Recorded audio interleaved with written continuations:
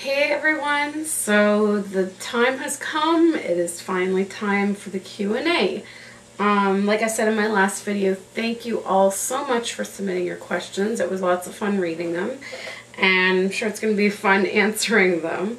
I'm going to try to keep my answers as short as I can, but it probably is going to end up being a two-part video since I can only upload 50-minute videos, and I have a lot of questions. So let's get started. Also, sorry, quickly before I start, I'm sorry for the horrible quality. I'm doing this on my camcorder, and my camcorder is usually good, but the lighting that we have in our office right now is crap, and it's gloomy outside, it's raining, so sorry that I look orange and stuff, but yeah, so let's get started. I have written down the questions on my phone as they were coming in. So I'll just be answering them in order of how I received them. So the first question is, how long have you had lupus? So, I have been having, if you look way back, I do have my whole story. It's like a 3-part video that talks about everything that I went through. But to sum it up, I had weird, unexplainable symptoms from 2002 to about 2004, beginning of 2004. Then I was fine for a few years.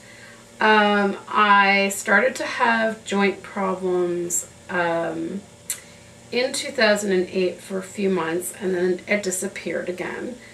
And then I have had steady symptoms ever since 2009, about a week after my wedding. And it's been ongoing since then. For that first year, from 2009 until 2010, was the worst of my symptoms. I was in excruciating pain. I could barely walk, could barely move. And then the diagnosis of lupus came in 2010. And now here we are in 2012, and I've recently gone to the lupus clinic, and the doctors there are saying that they're not positive that it is lupus. They're saying it's not looking like lupus. I am going to be retested for everything at the end of this month, so we'll see what happens then. But yeah, so I still consider myself carrying the diagnosis of lupus.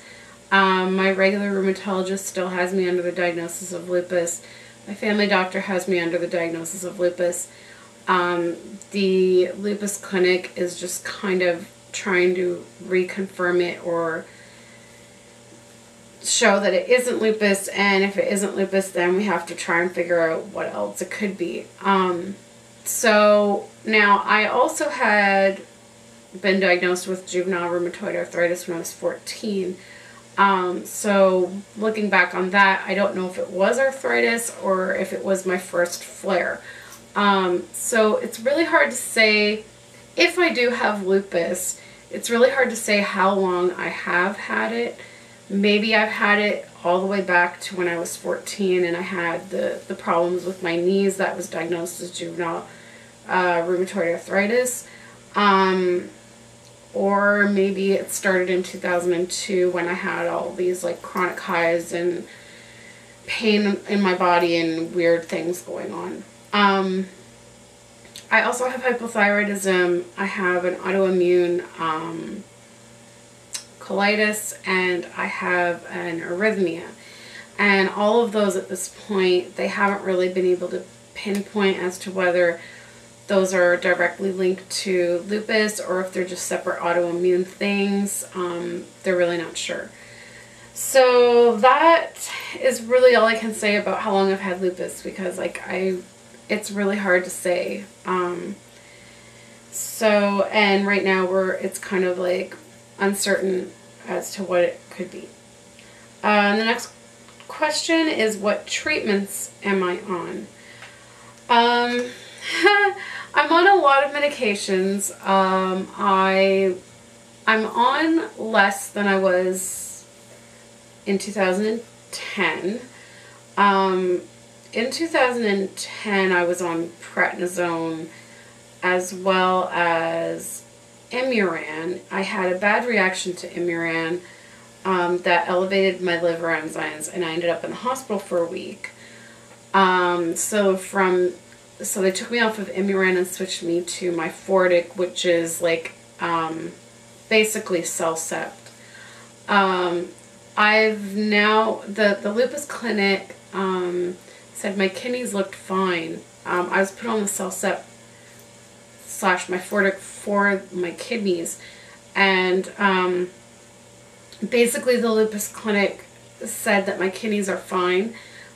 So they took me off of the Myfortic. I've been off of it now since I think June.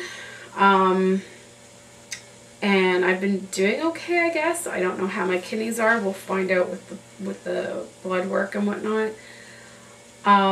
So I'm minus prednisone and Myfortic at this point, but all the rest of my medications have remained the same. I take levothyroxine every day for my thyroid. Well,